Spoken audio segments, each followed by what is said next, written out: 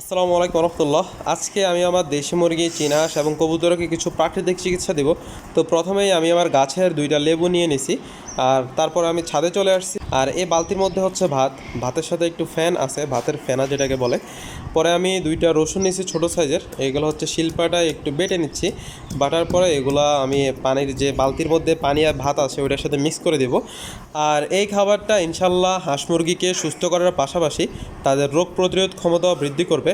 আর যেহেতু এটা পুরোপুরি অর্গানিক, রসুন এবং হচ্ছে লেবু তো আমার গাছেরই।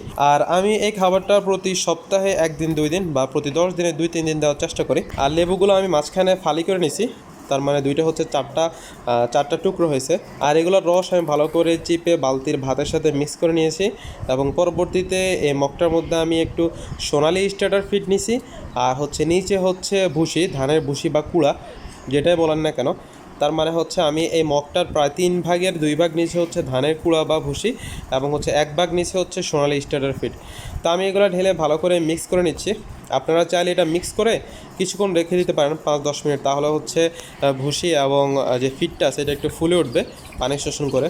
যাই হোক, আমি যেহেতু ভিডিও করতেছি তাই আজকে আর রেখে দিই না, এমনিতে সাধারণত আমি 5-10 মিনিট রেখে দিই। পরে আমি চলে আসছি আমার ছোট যে মুরগির বাচ্চা আছে, আর এই যে মাশাল্লাহ বলবেন সবাই। তো আমি চলে আসছি, আসার পর আমি এখান থেকে ঢেলে দিচ্ছি ভাতগুলা। আর তারা আমার হাঁস মুরগি ভাত অনেক পছন্দ করে, আপনারাও চাইলে এরকমভাবে দিতে পারেন। তো যাই হোক, আমি নিচে চলে আসছি, নিচের হাঁস মুরগির জন্য এগুলো দিয়ে দিছি। আর তারাও আলহামদুলিল্লাহ এগুলো পছন্দ করে। আর আপনাদের কাছে রিকোয়েস্ট, অবশ্যই এগুলো দেখার পর মাশাল্লাহ বলবেন। শুধু আমার না, যার ভিডিও দেখেন না কেন আপনারা চেষ্টা করেন মাশাল্লাহ বলার জন্য। আর এই ফিডগুলো রেখে দিছি বিকেলে দেওয়ার জন্য। তো ঠিক আছে, আল্লাহ হাফেজ।